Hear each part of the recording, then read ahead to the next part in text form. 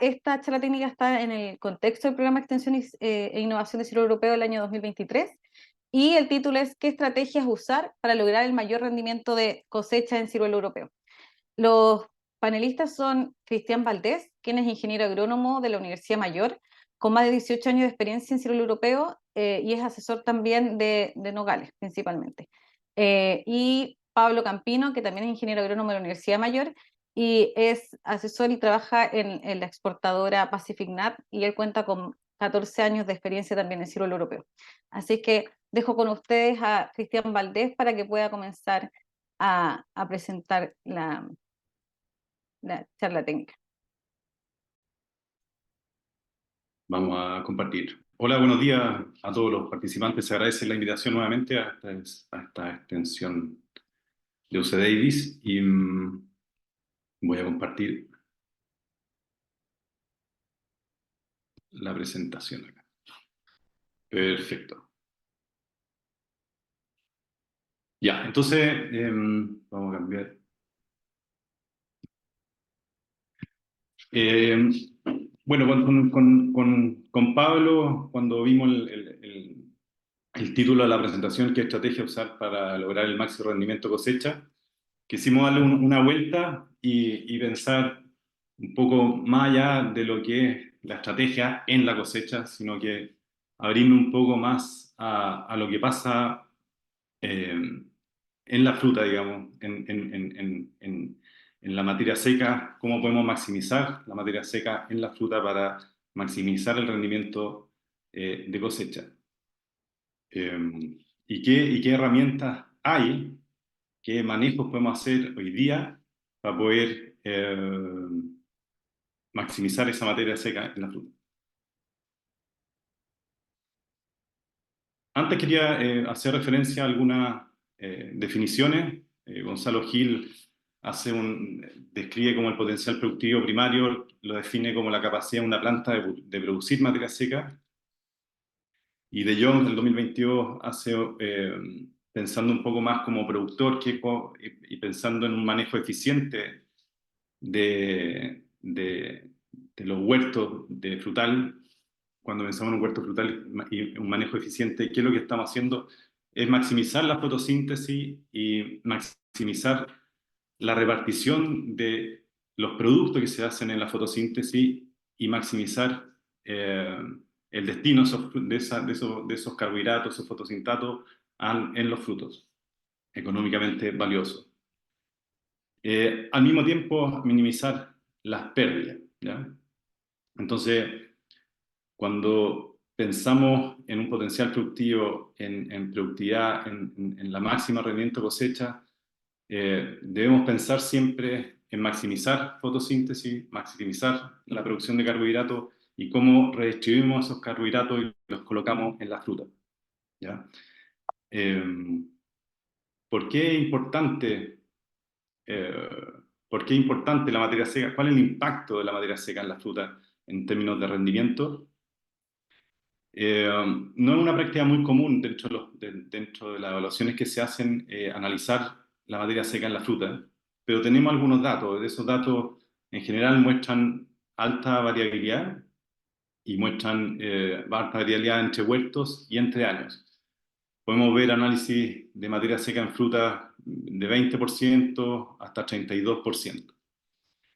¿Y cómo se refleja eso en la productividad, en el rendimiento de cosecha? Bueno, si nosotros tenemos una cantidad de frutos por planta que nos permiten estar produciendo el orden de 37.500 kilos fresco por hectárea, y tenemos esa fruta que pesa 21 gramos en fresco, si esa fruta posee un 22% de materia seca, vamos a tener una relación de secado en torno a 3,7, y eso se va a traducir en 10.000 kilos secos por hectárea y calibre 81. Si esa misma cantidad de fruta, ¿ya?, por planta, lo mismo 37.500 kilos frescos, el mismo peso en fresco a cosecha, 21 gramos, y esa fruta tiene un 30% de materia seca, nosotros vamos a tener 13.700 kilos secos por hectárea y calibre 59.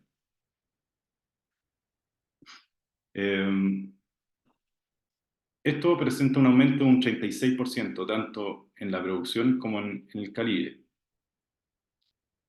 Quiere decir que más o menos por cada 2 puntos de ganancia en materia seca en la fruta, nosotros vamos a aumentar un 9, un 10% de ganancia en rendimiento final en cosecha y en calibre.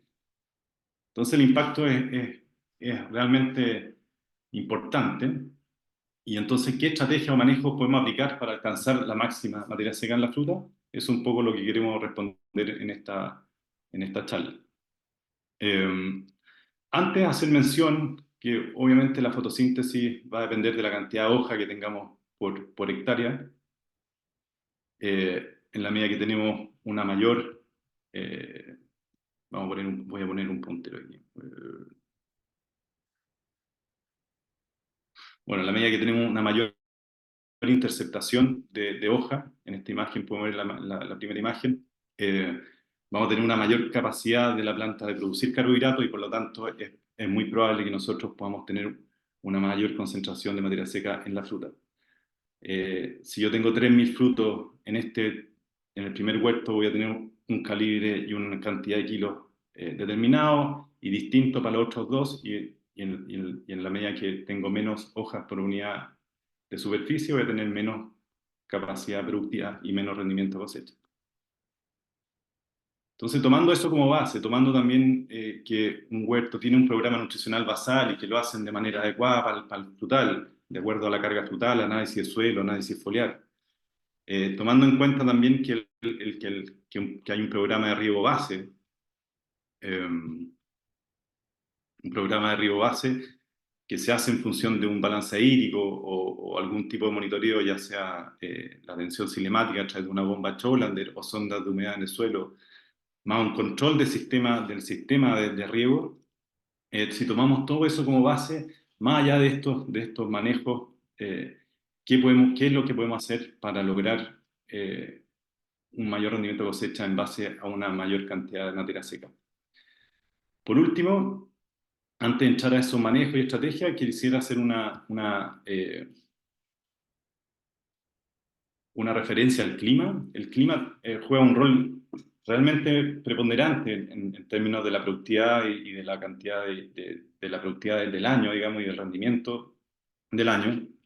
Podemos ver acá en distintos carozos, en otros, en Durano y en Nectarino, que en la medida que la temperatura acumulada en los primeros 30 días después de plena flor es mayor, el número de días a cosecha es menor, ¿ya? O sea, si tenemos un día, tenemos temperatura, un clima fresco post floración, el largo de la temporada, o sea, los números de días que pasan desde plena flor a cosecha, aumentan y pueden llegar en estos casos, no sé, distintas variedades de 140 a 190 días. Pero si las temperaturas son altas, un poco es contraintuitivo esto, pero si las temperaturas, tenemos un clima más cálido después de plena flor, en esos 30 primeros días, el largo de la temporada tiende a cortarse y eso tiene un efecto en la producción. Y esto mismo ocurre en los ciruelos. Este es un modelo desarrollado también por la Universidad de Davis, la Universidad de California, en Davis, y podemos ver que en ciruelos allá ocurre lo mismo, en la medida que nosotros tenemos una mayor acumulación de temperatura, tenemos una temporada más corta que puede llegar a los 145 días. Y en la medida que tenemos una acumulación de temperatura más baja, después de plena flor, tenemos una temporada más larga desde plena flor a la cosecha. Y esto afecta obviamente a la producción y es lo que podría estar explicando esos años de menor tamaño de fruta o menor contenido de materia seca en la fruta, en el mismo huerto. Y que finalmente afecta. No está cuantificado el efecto del clima, pero sabemos que tiene un efecto y es un efecto muy importante.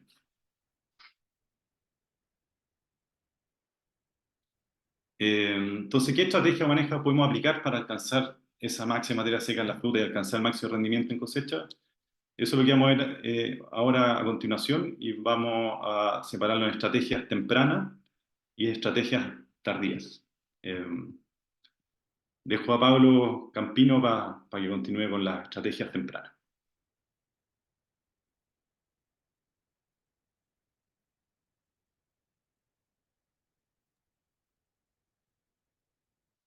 Hola, hola, hola a todos. Gracias una vez más de nuevo por la invitación. Estaba escuchando atentamente a Cristian con una súper buena introducción de la importancia de la materia seca en la fruta y, y en el éxito, en la importancia, la relevancia que tiene en el éxito de nuestra producción y de nuestra rentabilidad del negocio desde la teoría. Entonces, mi presentación se va a basar básicamente en las acciones que tenemos como gestores de los campos, ¿verdad? Que tenemos a disposición de poder mejorar esta materia seca. Como decía Cristian, la abrimos en lo que son las estrategias tempranas y las tardías. Yo me voy a enfocar en las que son tempranas. Eh, voy a como la regulación de carga desde la POA. También tenemos después una regulación de carga que vendría siendo el raleo, caso de la estrategia de cianamida hidrogenada, quizás muchos de ustedes la ocupan, por otros tienen un poco más de susto o respeto. Los extractos vegetales hoy día que tenemos alternativas como los aminoácidos, las algas marinas, y finalmente las auxinas que se podrían llegar a ocupar antes también, o quizá ahora en los endurecimientos de carozo. Vamos a hacer el repaso de una por una y ver qué ventajas tiene cada una de estas versus no aplicarlas. También comentar que la exportadora hoy día tenemos clientes afuera que ya nos empiezan a pedir algunos índices que antes no conocíamos de materia seca, justamente como el sorbitol, algunos azúcares. Entonces, ya no es solamente relevante como uno como productor, sino que también el cliente final quiere que su producto sea un producto de mejor calidad, de mejores concentraciones de azúcares, de mejor producto más terminado. Entonces, para poder tomarlo en cuenta en nuestros programas de campo. Bueno, la primera es como estrategia temprana, la regulación de carga en la POA. Yo creo que debe ser siempre a cuarto hincapié en la importancia que tiene. Entonces, dentro de la regulación de la carga que hablábamos, la importancia de la POA, bueno, puede sonar medio lógico, pero la idea es poder dar datos duros y concretos. Este es un ejemplo en nectarines, eh, de cómo mayor cantidad de carga, ¿verdad? Abajo en azul, eh, tiene un promedio de peso por fruto menor. Por lo tanto, si nosotros queremos ganar peso o calibre por unidades de ciruela, tenemos que regular un poco la carga en ese equilibrio de rendimiento por hectárea y peso fruto, ¿verdad? Entonces, ¿y qué beneficio nos va a dar cada uno de el tener mayor peso en la fruta? Nos va a dar más kilos, mayor rendimiento de cosecha, y donde nos va a permitir tener una mayor distribución de calibre o mejor distribución de calibre, lo cual tiene efecto directo en el retorno por kilo, precio por kilo. ¿Cómo regulamos? Bueno, aquí la medición y el número que hay que afinar es el de la dardo, de la estructura. La madera que queremos dejar, ¿verdad? Es súper importante porque tenemos que tener ese equilibrio entre renovación para los próximos años, de tener la mayor cantidad de madera joven de 2 a 3 años. Vamos a concentrar la mejor cantidad de dardo y estructuras vegetativas o florales. Eh, y para eso, porque siempre me preguntan que si entre 1200, 1500, 1800 dardos, ¿cómo afinar ese número? Súper importante poder conocer en cada campo y medir el porcentaje de cuaja. Y como ejemplo, esta temporada hemos tenido, yo diría que tuvimos, a diferencia de la temporada anterior, una menor oferta floral, pero sí un muy buen porcentaje de cuaja en muchos casos. Entonces eso ha hecho que tengamos más fruta de las expectativas, a pesar de haber tenido esta floración larga y dispareja. Entonces, es súper importante ese dato, porque hay huertos que ya lo saben, que tienen generalmente apuesta a un 30% de cuaja, más o menos, pero este año me ha tocado ver algunos casos sobre 50, 60% de cuaja, Y eso es súper relevante en la carga frutal y probablemente en algunos casos hay que estar descargando ahora raleo, cosa que era impensado hace un mes atrás. Eh, Súper importante el poder medir ese porcentaje de cuaja. En otro caso, por ejemplo, se hicieron análisis de yema en invierno para poder ver cuánto venía de vegetativo o de floral, y dio que venía efectivamente muy poco la fruta floral, por lo tanto se cambió la poda, se dejó una poda más larga, y finalmente muy buen porcentaje de cuaja se está raleando porque hay muchas frutas, más de 3.000, mucho más, estamos hablando de 5.000, 7.000 frutos, entonces hay que hacer ese ajuste a los 3.000, 3.500 frutos. Entonces, después en el raleo, cuándo ralear, cómo ralear, ¿verdad? Estamos un poco en los momentos indicados, o que ya es tarde incluso, porque siempre tenemos el endurecimiento de carozo como fecha límite. Eh, Idealmente, entre más temprano mejor, antes de ese endurecimiento carozo, pero obviamente hay que tener el dato oficial porque nadie quiere ralear de cuántos frutos tenemos por árbol, y para eso la mejor forma es botar toda la fruta, pesarla, ver el peso promedio que tenemos de frutos, base a eso sacar la relación de frutos por árbol, ¿ya? Eh, Lamentablemente la forma más sencilla de ralear, ¿verdad?, es con los shakers, es mecanizado. eh, Puede que caiga la fruta más grande, sí, hay que estar ahí. Se puede tomar ciertas medidas dependiendo de la manija del operador del shaker. El tiempo es súper importante, y las revoluciones del remesivo. La idea es tratar de dejar entre 3.000 a 4.000 frutos por año. Acá un gráfico también de cómo la ganancia, porque muchas veces uno dice, bueno, voy a botar la fruta, no sé, cuesta tomar esa decisión, pero aquí tenemos ejemplos claros de cómo la fecha del raleo, entre más temprano, ¿verdad?, antes del endurecimiento caroso, estamos viendo que el día 20 aquí es el endurecimiento caroso. Previo al endurecimiento caroso podemos tener hasta un 15% de ganancia de peso por cada uno de los frutos, y después también hay ganancia incluso, ¿eh? Pero menor. Mejor entre un 5, podemos llegar hasta un 10%. Entonces, la primera gran conclusión es de que efectivamente el raleo nos va a dar un beneficio en cuanto a peso y de nuestros frutos que queremos dejar.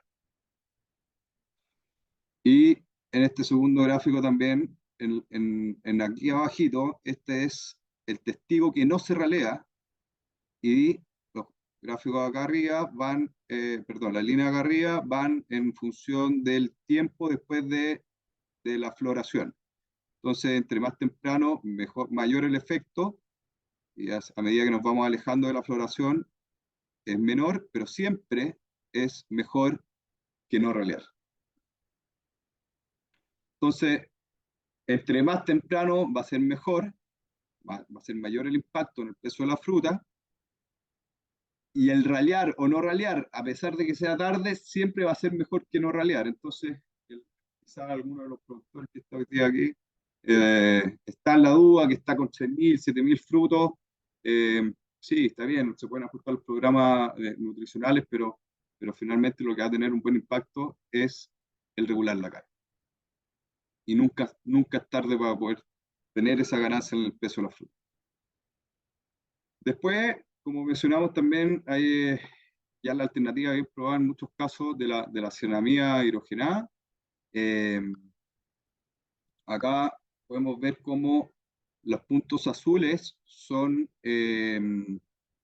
los huertos que se probaron con cianamida, que se aplicó cianamida en invierno, ¿verdad?, con el fin de poder adelantar un poco las floraciones, partir antes, digamos, versus los puntos rojos que están sin cianamida, ¿ya? Entonces, ¿qué quiere decir? De los días después de flor a cosecha, lo que tenemos acá con cianamida, eh, logramos llegar a cosecha con una mayor cantidad de días de desarrollo de fruta, versus lo que está sin ceramida, que estaba en 145, 150 días, ¿ya? Entonces esos 10 días más o menos de mayor cantidad de días de desarrollo de fruta, tiene sentido de que va a generar ganancias en el peso de la fruta y en la materia seca, en la actividad de la planta. Es una carrera un poquito más larga, entonces el impacto es positivo. Tenemos más días de desarrollo de fruta. Acá, siguiendo con la cienamida, estos son imágenes de NDI de un mismo campo, son 20 hectáreas en la zona de Colchagua, que se le aplicó a la mitad cienamida y a la otra mitad no. Entonces, en septiembre, parte antes, se nota la actividad ya haciendo fotosíntesis temprano, lo que está con ceramida. Después, prácticamente un mes después, sigue siendo mucho mayor al que está sin ceramida.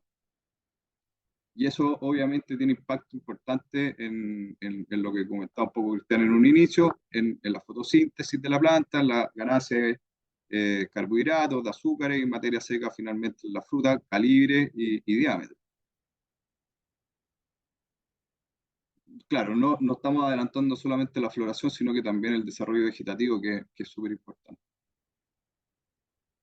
Y ese mismo, por eso lo tengo aquí arriba como recordatorio, si lo llevamos a gráfico, vamos a ver cómo desde prácticamente el 6 de septiembre hasta el 6 de octubre, tenemos 30 días de diferencia, la actividad fotosintética de ese huerto es bastante mayor. Toda esta área en el fondo es ganancia en el huerto con ceramida. Se podría sumar también aquí un poco después, pero esta partida es muy importante y, y va a significar una ganancia, insisto, de materia seca, de diámetro, de sólido soluble, una fruta mucho mejor terminada.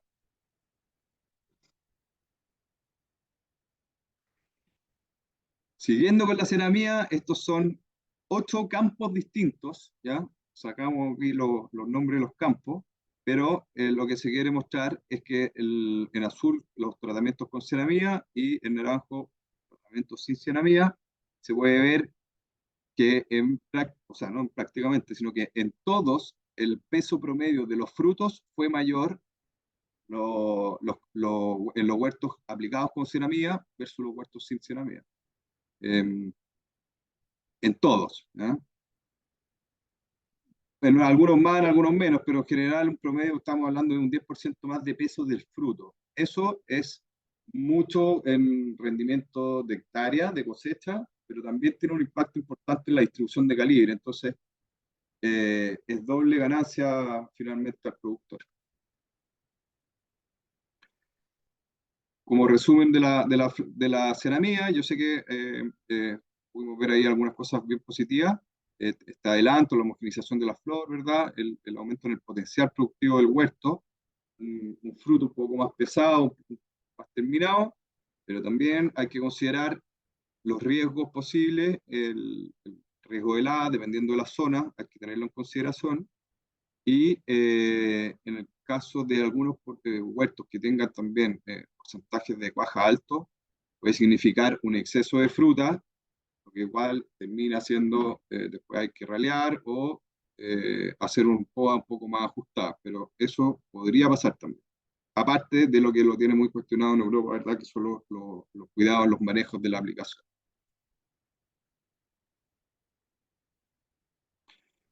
Después entrando a otra herramienta, otra estrategia, otra alternativa más que viene sumándose en los últimos años son los extractos vegetales, que pueden ser aminoácidos, unos algas marinas incluso. Algunos beneficios que ya están más que comprobados, eh, son potenciadores de rutas metabólicas. Muchas veces se habla de que este producto X tiene un impacto más auxínico o citoquinínico. Ahí hay que hacer la aclaración de que no son auxinas ni son citoquininas, sino que van a potenciar justamente la inducción quizás de auxinas de la planta o de citoquininas, pero no es que las traigan, sino que ayudan a metabolizarlas.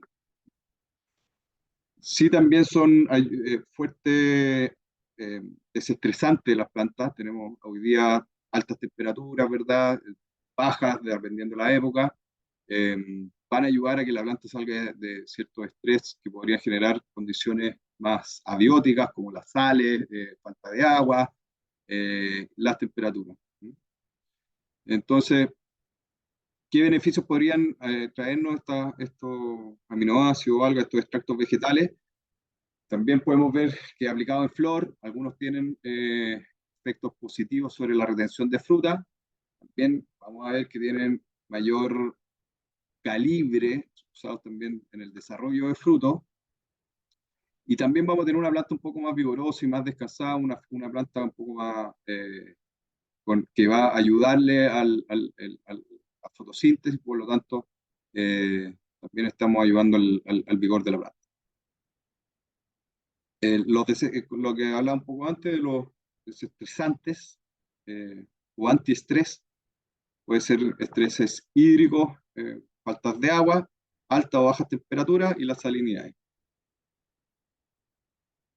¿A qué nos va a ayudar en el rendimiento de cosecha finalmente? Al tener menos pérdida, cuando la planta es capaz de retener la fruta, obviamente tenemos menos pérdida, tenemos mayor cantidad de ciruelas, en este caso, ¿verdad?, arriba de los árboles, cosecha, nos ayuda a mejorar los rendimientos y a ir generando madera y estructuras jóvenes para las futuras temporadas.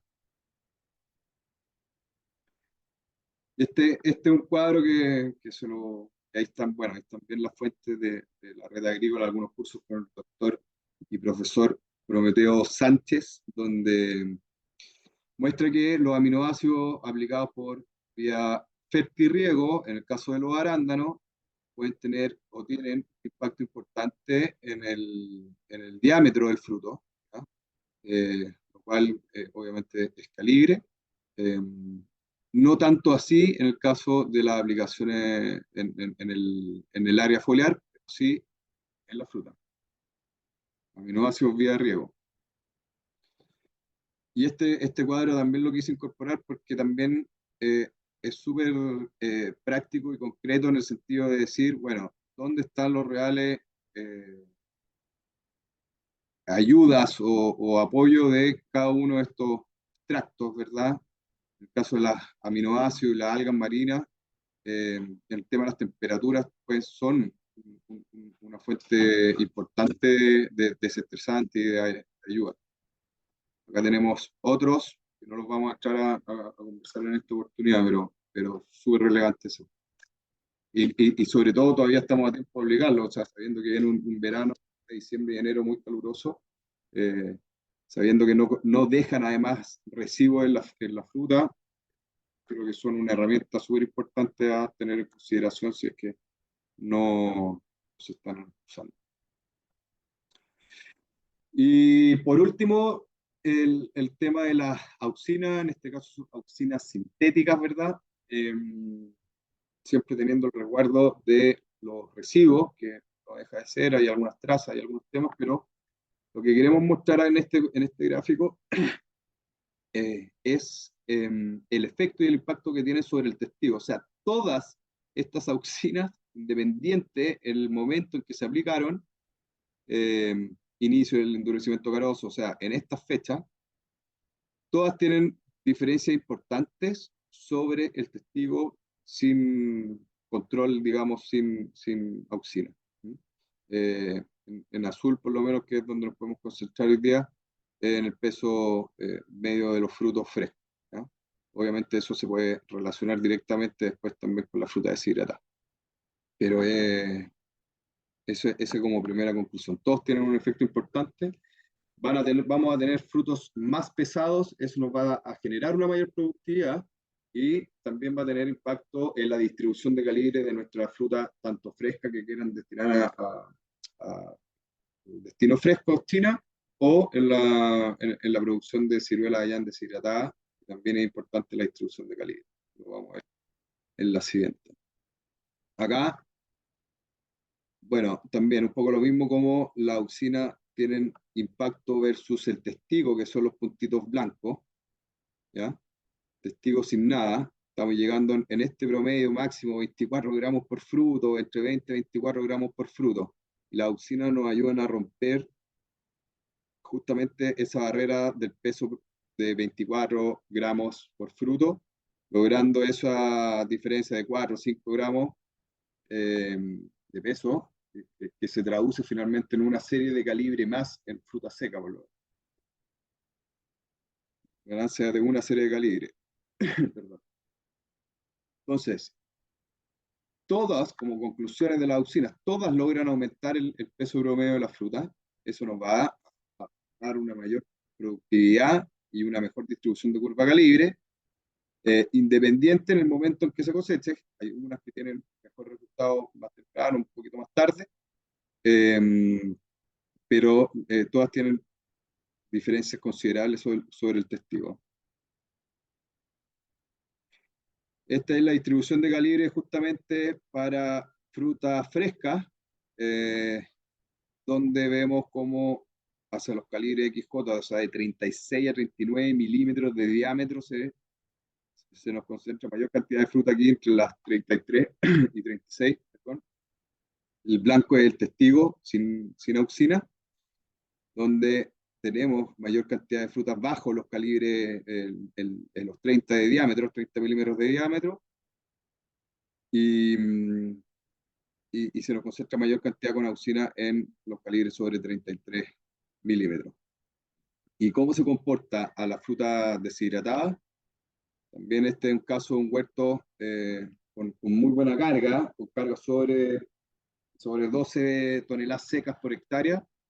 Entonces, porque claro, uno podría decir, bueno, buen calibre, ¿verdad? Se nos concentra entre el 50 y el 40 acá, pero ¿cuántos kilos por hectárea sacó? Bueno, este huerto sobre 12 toneladas secas por hectárea, con muy buena distribución de calibre, muy poca fruta chica, prácticamente nada, no hay diferencia. Y aquí lo que está sin auxina se ve como ya empieza a tener un poco más de fruta chica, pero claramente con la auxina se concentra la fruta entre los calibres 50 y 40. Muy poca fruta chica.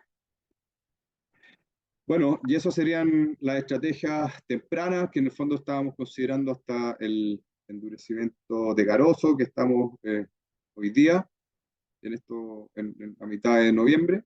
Así que dejo a Cristian que siga con la estrategia más tardía y luego hacemos un resumen donde podamos compartir algunas preguntas.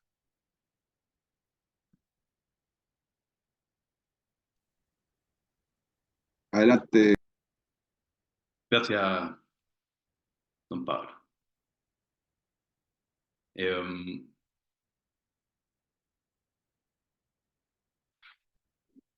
Entonces, ahora viendo estrategias más tarde para optimizar el rendimiento de cosecha, voy a detener bastante en lo que es cómo podemos maximizar la oportunidad de cosecha.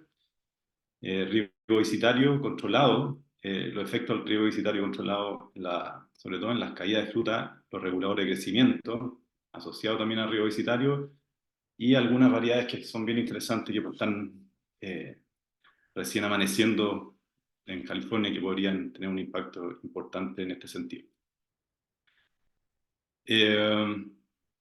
Primero tenemos que entender un poco cómo evoluciona, cuál es la dinámica de la evolución de la materia seca en la fruta.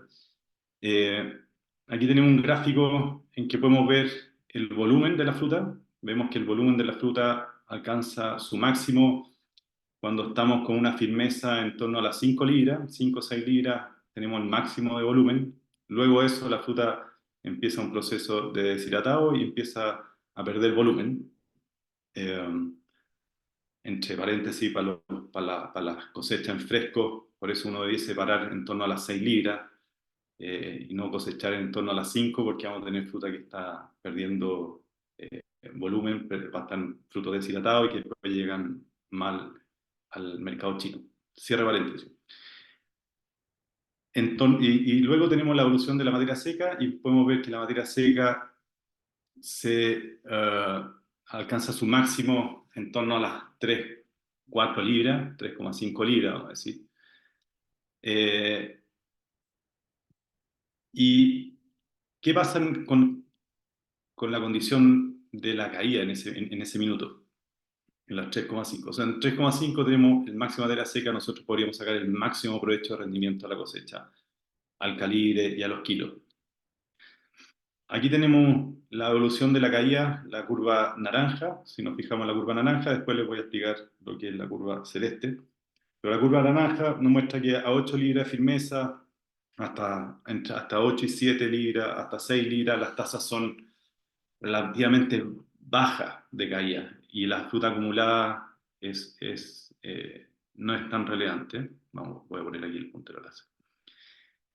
Luego de las 6 libras empieza una caída que es creciente y de manera exponencial, y podemos llegar a 3,5 libras, en torno en este caso a un 15%, entre un 10 y un 15% de fruta en el suelo, ¿ya? Estas caídas en general son bien variables entre huertos, entre zonas y entre años, ¿ya? Aquí tenemos otro gráfico con otra dinámica de caída. Aquí en azul tenemos la firmeza, y en amarillo la caída acumulada, ¿ya? Entonces podemos ver que con 10 libras de firmeza la caída acumulada es prácticamente nula, cero. Cuando ya estamos en 8 libras hay algo de caída de precosecha, pero mínimo. A 6 libras ya empieza a caer un poquito más y después ya se nos dispara cuando llegamos a las 4 libras. ¿Qué pasa en las 3 libras y media? En más o menos las 3,5 libras, tenemos un porcentaje de caída que está en torno al 30% de fruta en el suelo, ¿ya? Una pérdida muy relevante, digamos. Entonces, cuando alcanzamos la máxima materia seca, a 3,5 libras, el ciruelo bota fruta. Tenemos fruta en el suelo y de manera considerable.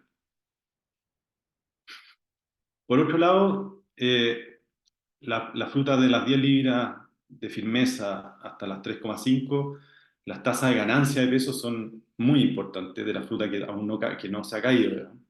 Hasta llegar a las 3,5 libras.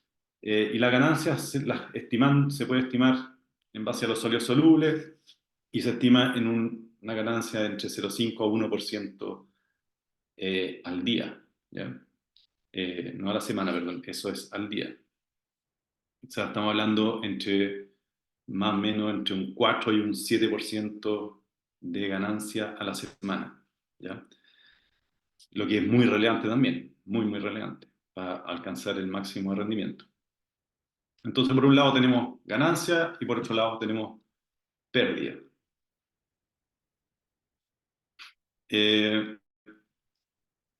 Hasta ahora, entonces, como resumen, para tener clara la información, la máxima materia seca de la fruta se alcanza a 3,4 libras de firmeza. En ese momento la caída de fruta acumulada puede alcanzar un 10 o un 30%. Hay alta variabilidad, esto es importante. Yo creo que es bueno que cada campo al final tenga sus propias mediciones, porque hay entre un campo y otro, entre un tipo de suelo y otro, y entre un clima y otro, hay diferencias importantes. También entre años, un mismo huerto, un año puede botar mucha fruta, pero otro año no. Entonces también es importante tener un monitoreo dentro de la temporada. Y por otro lado tenemos una ganancia de peso que recién lo comentaba. Entonces, ¿qué manejo podemos hacer para optimizar los kilos cosechados y calibre? Bueno, con esta información de la caída y la ganancia, bueno, por un lado tenemos una caída de fruta, la dinámica de caída normal de un huerto, y vemos que en 13,5 estamos en torno a los 15% de caída. Tenemos unos kilos frescos por hectárea a cosechar que van disminuyendo en el tiempo por la pérdida. Ahora, si a esa pérdida nosotros la cruzamos con la ganancia, podemos ver en qué minuto nosotros cosechamos el máximo de kilos, ¿ya? Entonces, el máximo de kilos, en este caso, lo vamos a tener en 4,5 libras y con 11.500 kilos secos, ¿ya? Que lo teníamos con los 37.000 kilos frescos, ¿ya? con calibre 70. Ahora si nosotros evaluamos el efecto calibre, porque ahí no está evaluado el efecto calibre, aquí estamos evaluando solamente la cantidad de kilos máximos cosechados. Si nosotros cruzamos con la distribución de calibre para el calibre promedio y lo cruzamos con el valor de la fruta para esos calibres, vemos que el máximo lo encontramos nuevamente, el máximo económico lo encontramos en 3,5 libras con 11.500 kilos secos y en este caso calibre 66, 67. ¿Ya? Ahí tenemos el máximo de ingresos. Ahora bien, esto es pensando en que uno cosecha en un día, pero no cosechamos en un día, ¿cierto? Entonces, con estos datos ya podemos modelar y decir, ¿sabes qué? Ya tenemos la firmeza y sólidos solubles, medido, no sé, el primero, no sé, el 30 de enero, y tenemos la evolución de la firmeza, tenemos la evolución de los sólidos solubles, tenemos la evolución de la relación de secado para esos sólidos solubles. Tenemos la caída acumulada, la tasa diaria y el acumulado promedio a 10 días de cosecha. O sea, aquí yo tengo 3,2%, es el promedio el acumulado de fruta caída de los 10 días siguientes. ¿Ya? Entonces ya veíamos anteriormente que con 12, 13, 14% nosotros optimizamos la máxima materia seca en 3,5 libras. ¿Ya? Entonces en 3,5 libras estamos entre las 11 y los 16% de caída, entre las 3 y 4 libras de firmeza. Ahora si buscamos ese porcentaje de caída acumulada para una cosecha de 10 días, la vamos a encontrar en torno acá, a 12,7 aquí. Entonces, si yo tengo una cosecha de 10 días, yo debería partir en torno con una caída normal de fruta, un año relativamente normal, deberíamos empezar la cosecha en torno a las 5 libras de firmeza, en este caso que haya partido con 20 brix, va a llegar a 22, a 23 brix promedio en su inicio de cosecha. Y vamos a tener una pérdida promedio en los próximos 10 días de un 12, un 14%. Entonces, con este modelito nosotros ya podemos aprovechar, aprovechar al máximo esa oportunidad de cosecha para maximizar el retorno, maximizar la materia seca y maximizar el retorno final del negocio. Entonces, a pesar de las pérdidas, por la ganancia que estamos obteniendo arriba de la fruta, es preferible esperar esa pérdida porque lo arriba nos va a optimizar la ganancia, los ingresos. Ahora, de todas maneras, no deja de ser importante la pérdida de fruta y entonces uno quisiera minimizarla. Y la curva aquí con la curva naranja era una curva normal y la curva celeste es el efecto de aplicar un riego visitario controlado en el huerto. O sea, tenemos la mitad de caída prácticamente. A 4 libras, 3,5 libras, tenemos un 10 versus un 5, y a 3 libras prácticamente tenemos de un 15, un 17, bajamos de un 20, bajamos más o menos a un 10%. Entonces, con el riesgo visitario controlado, podemos lograr una reducción importante en la caída de fruta y por lo tanto, o perdemos menos fruta, o podemos esperar un poquito más la cosecha y esperar que la fruta que esté llegando a las 4 o 3 libras para iniciar la cosecha. ¿Cómo se logra esto? Bueno, están los valores, el riego vegetariano controlado se hace en función de la tensión de agua en el xilema, medido con una bomba Cholander.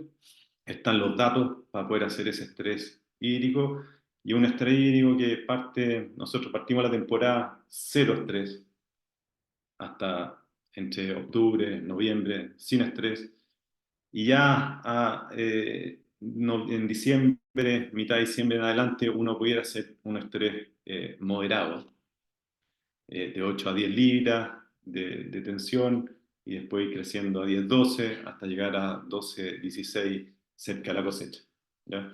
Entonces podemos ir haciendo un estrés creciente en el tiempo, en la medida que nos vamos acercando a la cosecha, y llegar hasta las 12 y 16 libras, o sea, bares de estrés en la planta, medio con la bomba, y así poder reducir la caída.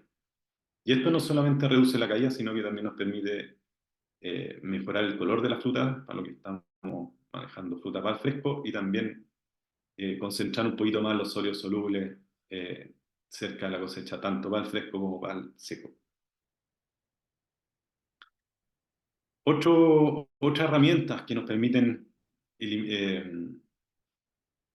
eh, nos permiten disminuir la caída de fruta que hemos evaluado, está el ABG y el retain. En este caso no hubo grande diferencia estadística, no hubo diferencia estadística, pero hubo una tendencia. Y yo creo que hay que seguir mirando, ¿no? Aquí podemos ver las curvas de caída, la caída acumulada de frutos al día después de la aplicación de retain. Y vemos que el testigo está por sobre los tratamientos. Eh, los tratamientos fueron a 10 libras, la aplicación de retain a 8 libras, a 6 libras y otro tratamiento a 10 y 8 libras, una repetición. Hay una pequeña tendencia que estaría mostrando un pequeño efecto que yo creo que se podría profundizar un poquito más para ver los manejos y lograr que nos retenga más la fruta arriba.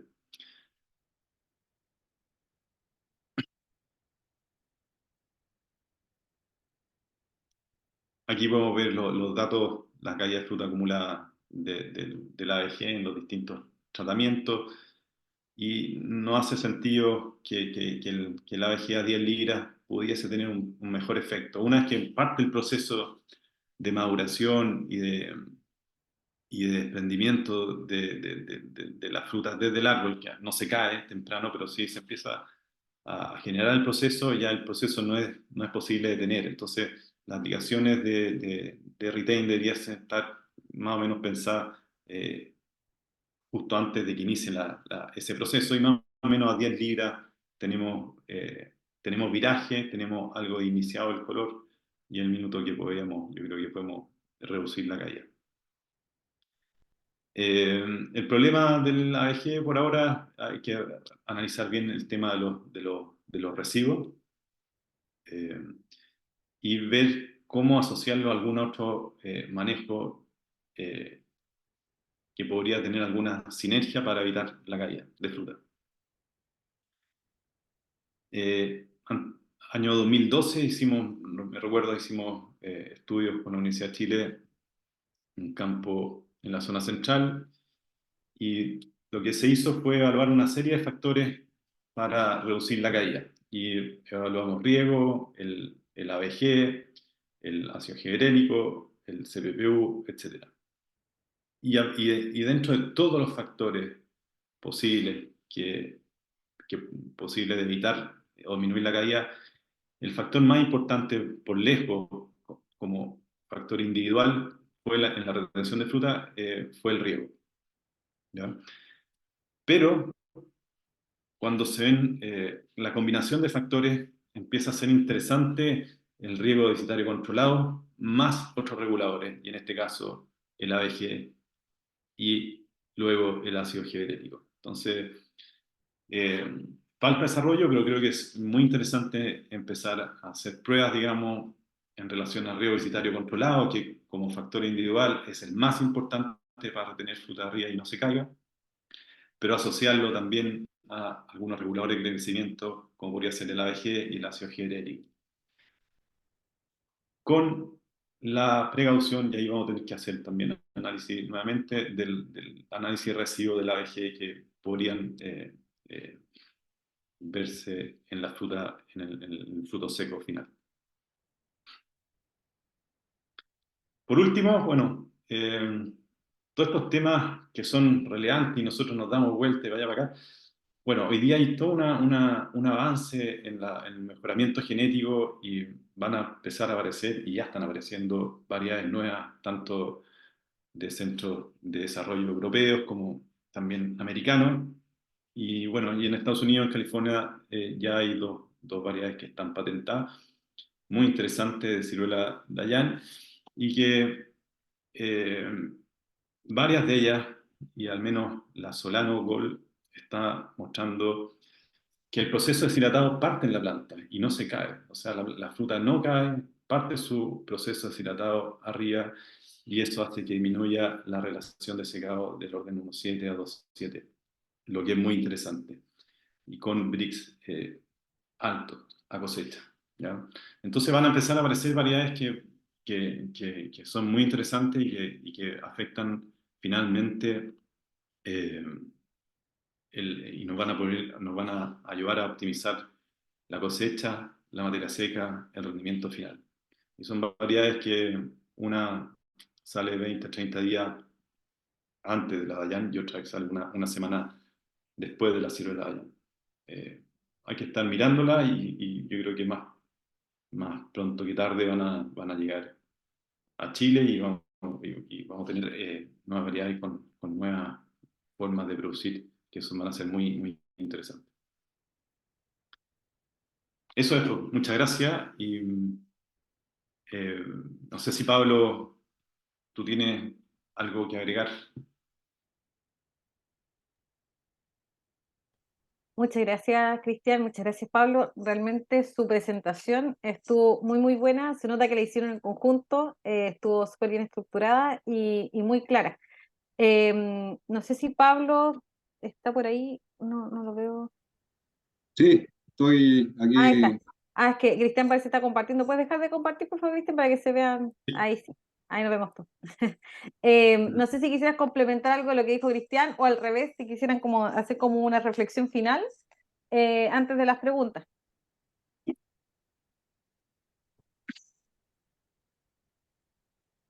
Creo que Pablo. van a ir las preguntas, pero más que hacer un repaso general, creo que más que una u otra estrategia, de repente hay que combinarlas y conocer bien el historial de cada uno de los huertos es clave para poder tomar las decisiones correctas en cada uno de los manejos.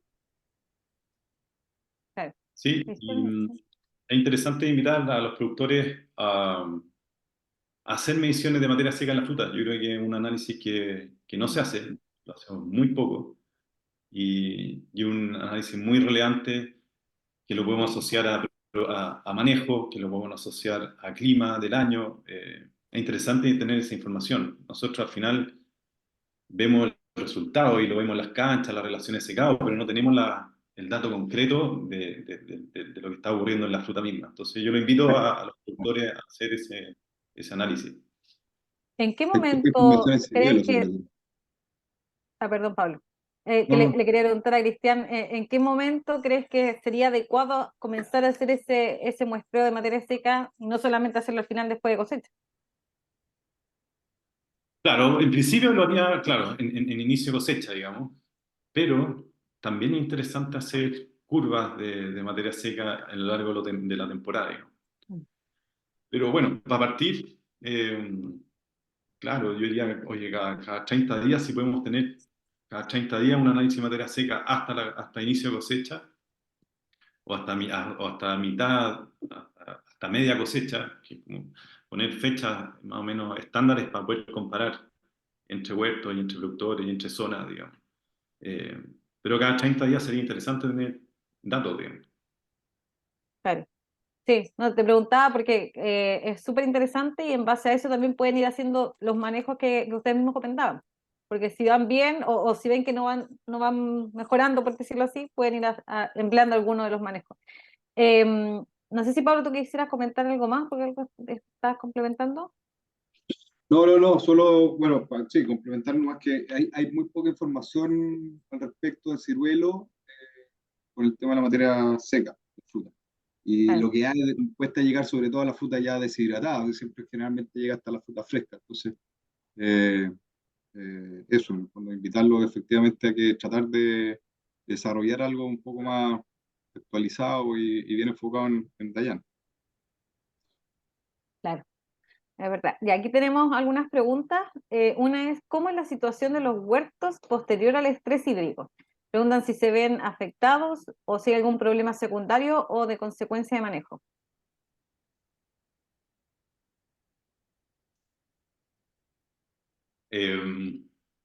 Bueno, mi experiencia es que uno de los problemas del riego excitario controlado y del estrés hídrico es la precisión. Es difícil hacer preciso el manejo del riego excitario. Por diversos motivos. Principalmente, uno de los motivos es que uno no maneja realmente el sistema de riego. ¿Ya? Todo lo que es los activos del riego, tanto bomba, válvula, etcétera, no lo tenemos, en gran parte de los campos no lo tenemos bajo control. Entonces, cuando uno quiere hacer un riego sanitario controlado, lo primero que tiene que hacer es tener un sistema de riego bajo control.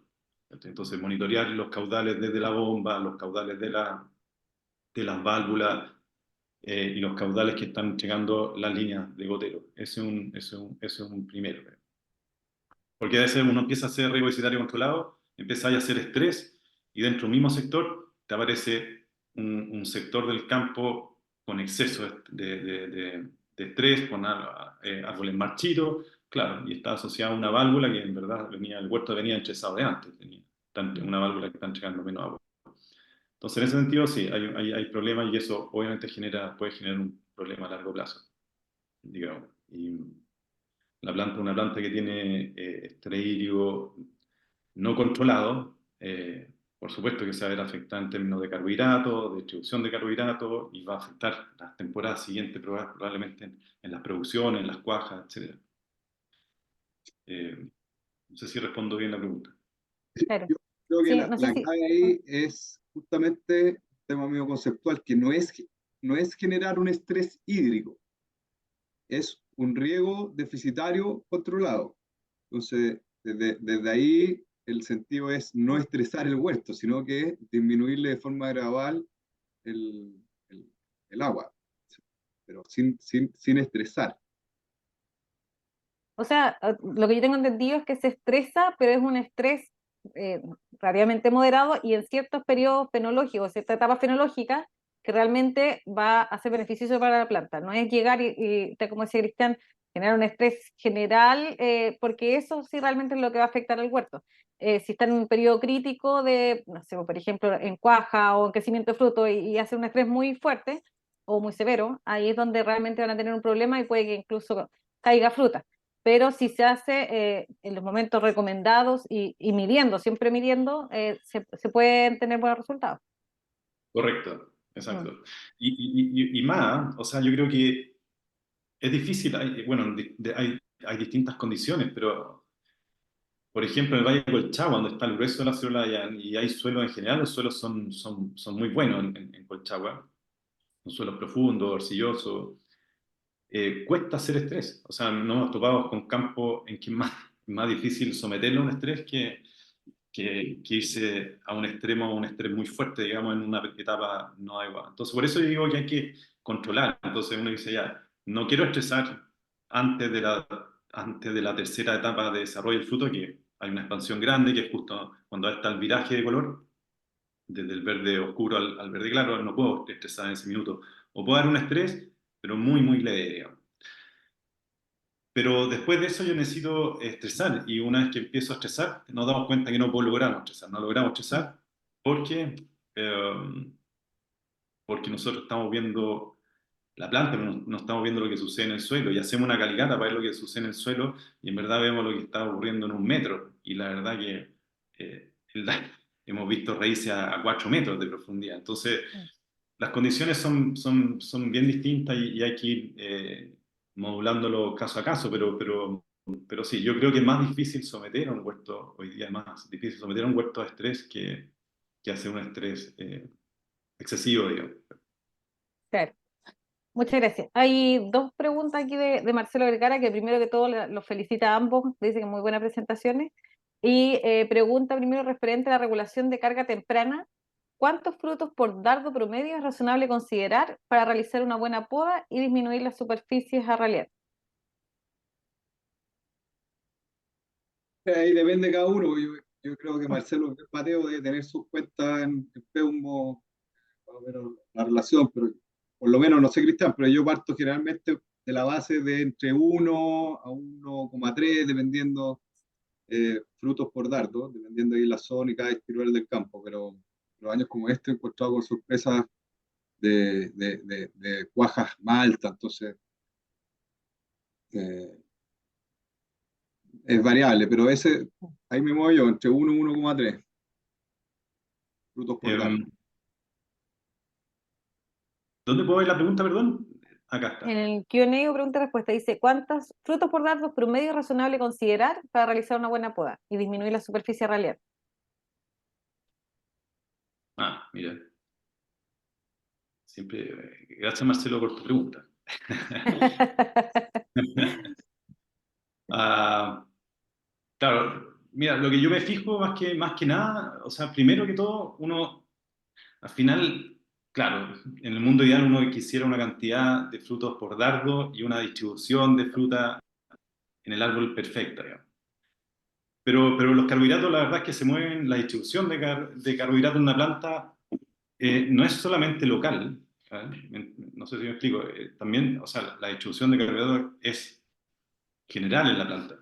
Entonces, por ejemplo, no es que vaya a tener calibre, si yo concentro toda la fruta en una rama y tengo 500 frutos por planta, no voy a tener calibre chico, porque la otra planta el resto de la planta no tiene fruta, o sea, los carbohidratos llegan.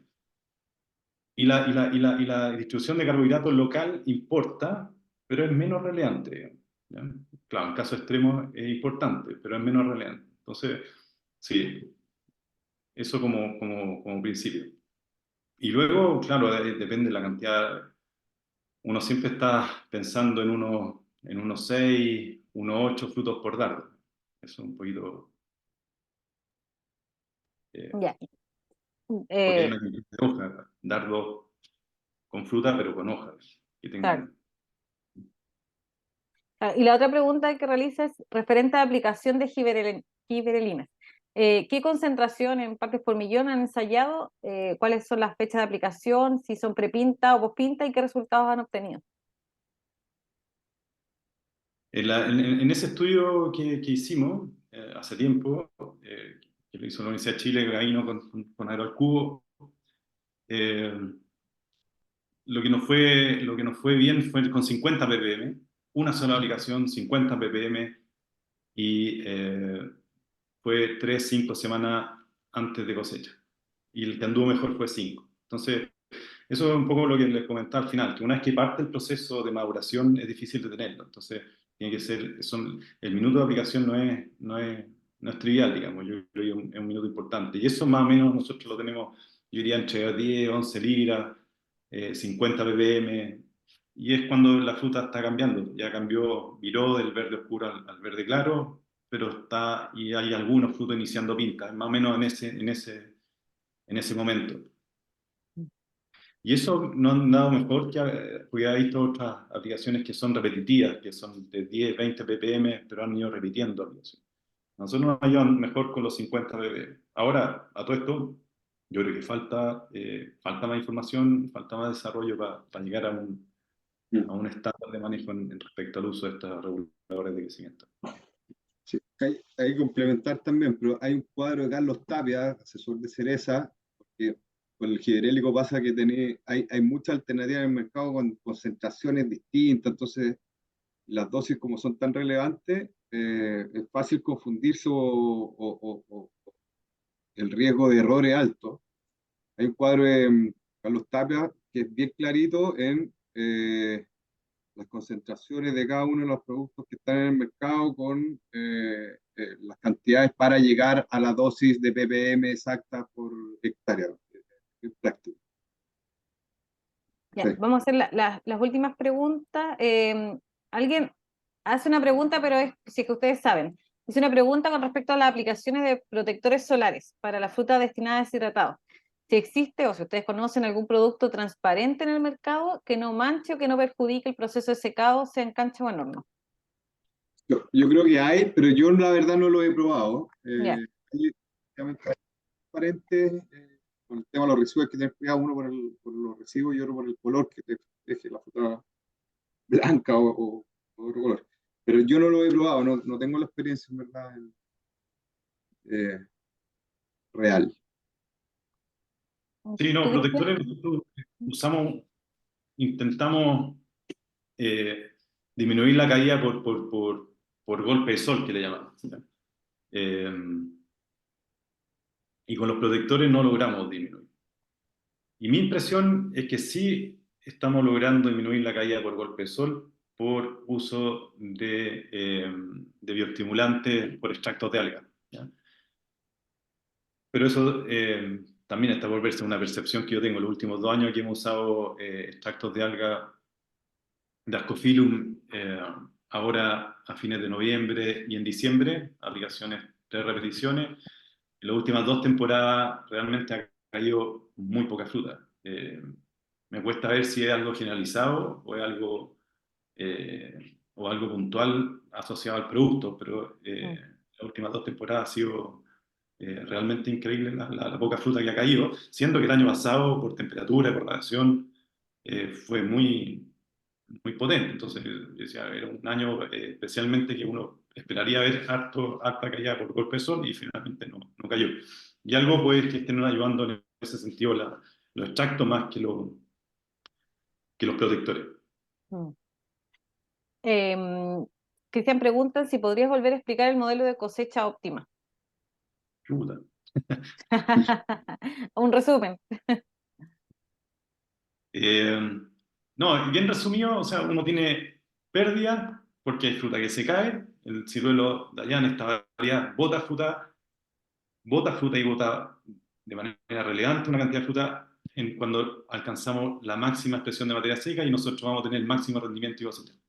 Pero por otro lado, que no podemos perder de vista es que la fruta que está colgada gana, hay una ganancia y la ganancia es sumamente importante. Hay una variación ahí en la ganancia, del 0,5 a 1%, y eso depende de los huertos, de las cargas, etc. Entonces tenemos pérdida, tenemos ganancia y tenemos un número de días para cosechar porque no podemos cosechar todo en un día. Entonces yo cruzo esas tres variables, eh, veo en qué minuto tenemos el máximo de cosecha y luego el máximo de ingreso, porque no es lo mismo maximizar la cosecha que los ingresos, porque está el efecto calibre también. Una cosa es los kilos, pero otro es el efecto que tenemos en el calibre de esperar el máximo de materia seca. Acuérdense que el calibre en el seco se mide en unidades por libra, o sea, es por peso, no es por tamaño. Y luego hacemos la bajada luego hacemos la bajada con los días de cosecha. Entonces digo, ya, sé que mi modelo de máximo ingreso me muestra que tengo que esperar las 3,5 libras de firmeza, con una curva de caída normal tengo un 12, 13, 14% de caída. Por lo tanto, si yo tengo 10 días de cosecha, veo el promedio con las curvas de caída, veo el promedio acumulado y me da el óptimo. Y está la última pregunta que dice si podrían profundizar el concepto de uso de cianamida, referente a que se obtiene fruta más grande, si en general cuaja más fruta en esos árboles. Y dice el concepto de mejor materia seca, considerando que si se adelanta la floración y hojas también se adelanta la cosecha. El gráfico muestra un poquito ese gráfico que comparaba los conos versus los sin, ¿verdad? Que se generaba una diferencia en los primeros 30 días. Esos 30 días generan una mayor ganancia en la fruta y en el árbol, mayor fotosíntesis, mayor acumulación. Y no necesariamente los 7 días o 7 días, hablemos 7 días más temprano al inicio de la floración, no necesariamente significan 7 días antes de cosecha. Entonces, la carrera del desarrollo de fruto es mayor y el aprovechamiento de la planta en carbohidratos y en azúcares a la fruta es mayor y se nota, si uno compara, por ejemplo, a esta fecha, pesos de fruto, es mayor en el caso de haber cianamida. Claro. Sí. Y en relación con la cianamida, ¿ustedes no han tenido algún problema con con las heladas, por ejemplo, primaverales? Y ahí depende de la zona. Claro. Yo creo que incluso también tiene alta experiencia, pero yo creo que incluso en algunos casos hemos tenido más daños por altas temperaturas en floración en los últimos años que por helado. Entonces, adelantarse 7 días te puede ayudar a capear un poco esas olas de calor de repente en septiembre, 18 de septiembre. Eh, eh, que es Exacto, un o sea, daño.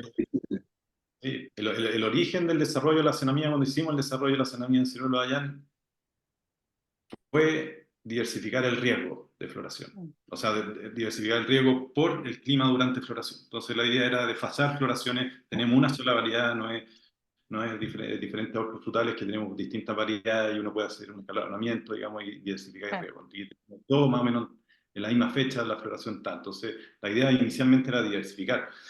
Pero una vez que empezamos, entonces tiene ese efecto, pero una vez que empezamos a usarla nos dimos cuenta que la fruta, a pesar de que florecía más temprano, normalmente los huertos, en un alto porcentaje, el 90% de los huertos, la carga era mayor con cianamida que sin cianamida. ¿Por qué? Porque, bueno, no sabemos exactamente por qué, porque no hay lo que hemos visto hasta ahora, que no hay un efecto de la cianamida en la calidad de la flor. Pero pensamos que va por el tema de la hoja, digamos. Entonces ya tenemos mayor cuaja, tenemos menos aborto probablemente porque la hoja está saliendo más temprano. Entonces una cosa es sacar la flor antes, pero la otra es sacar la hoja temprano. Entonces la hoja está trabajando 30 días, como mostraba Pablo en esos gráficos, estamos trabajando 20, 30 días antes y eso permite amarrar mejor la fruta. Acuérdense, el Dayan es de cosecha tardía, entonces la post cosecha en Dayan es pobre, es corta. Eh, el clima ya cambia, las hojas empiezan a caer rápidamente, post cosecha, la nutrición siempre se atrasa, entonces al final tenemos una post cosecha en general en Dayan corta y que muchas veces es pobre. Entonces la planta entra con pocos carbohidratos de la temporada, la fruta empieza a demandar, no tiene de dónde, aborta. Con cianamida se apoya con la hoja. Es un poco el efecto. Claro. Muchas En términos gracias. de cuaja. Sí. Sí.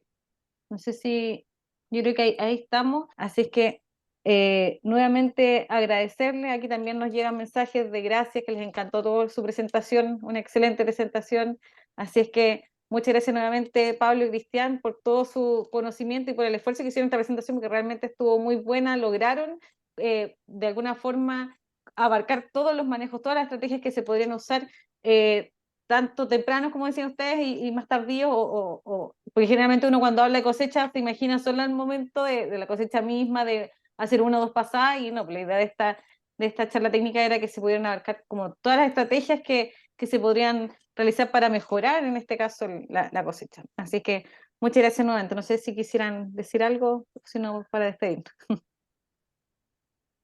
No, agradecido de la invitación nuevamente. Ya, que estén muy bien. Muchas gracias. Gracias a Que les vaya todos. bien. Que estén bien. Chao.